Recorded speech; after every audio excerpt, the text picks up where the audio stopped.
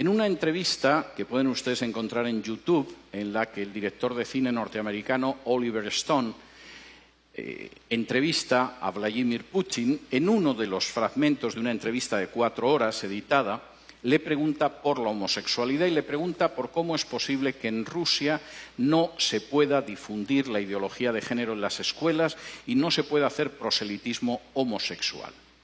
Y la respuesta que le da Putin es absolutamente ejemplar.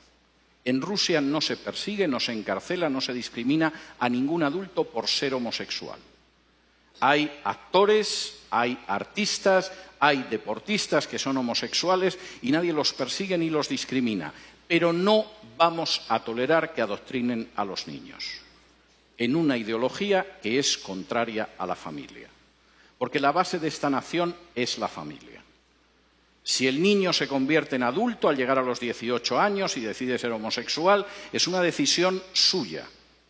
Pero no vamos a tolerar que la familia la destruyan desde abajo, haciendo proselitismos con niños que no tienen el criterio suficiente para decidir en un sentido o en otro. Yo puedo estar muy poco de acuerdo en muchas cosas con Putin, pero ahí le doy toda la razón. En el caso de China, todavía son más estrictos.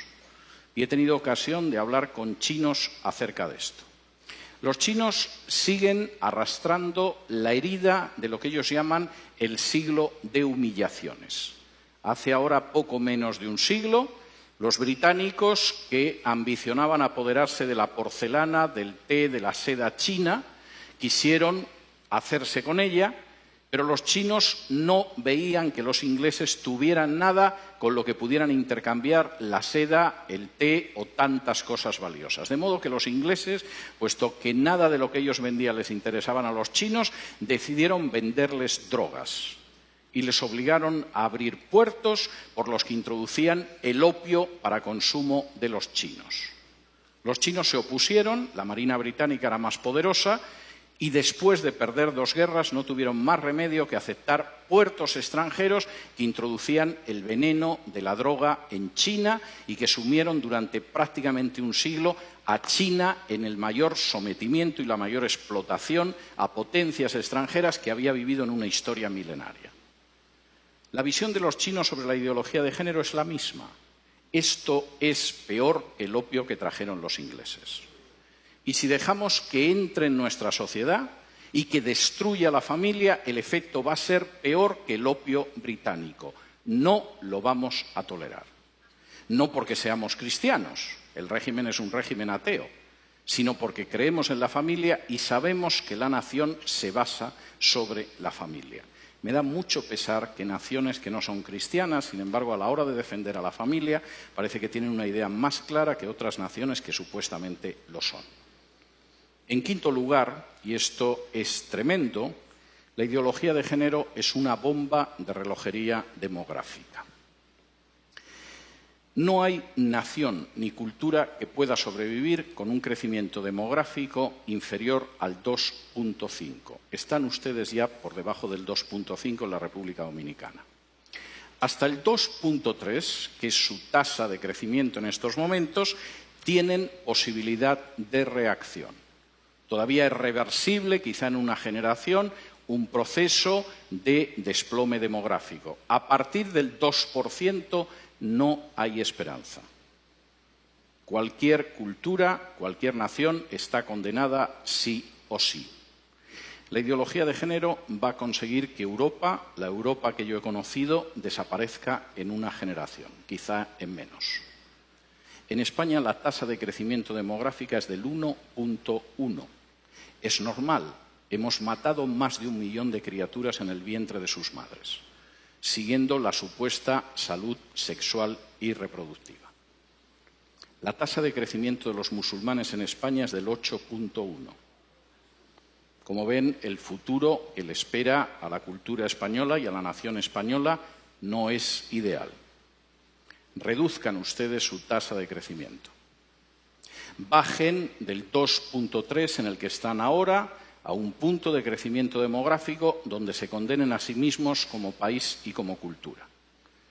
y después solo falta que puedan entrar en masa inmigrantes de otro país sin ningún tipo de control y la República Dominicana que ustedes conocen habrá desaparecido antes de un cuarto de siglo.